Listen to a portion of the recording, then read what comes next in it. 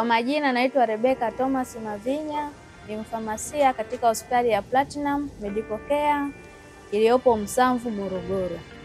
Katika kuadhimisha wiki hii ya famasia ambayo imeanza tarehe 10 na inahitimishwa tarehe 16, mimi kama mfamasia na washauri wagonjwa au wateja wanapokuja katika dirisha la dawa kuzingatia maelekezo sahihi tunayowaelekeza. Tunawashauri wagonjwa au wateja wanapokuja dirisha la dawa kufuata maelekezo tunayowapatia sisi kama wafamasia ya kutumia dawa.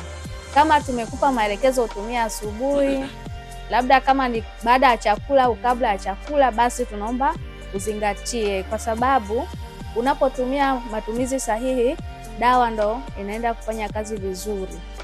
Asanteni sana. Platinum Medical Care, huduma bora na kujali ndio kipaumbele chetu.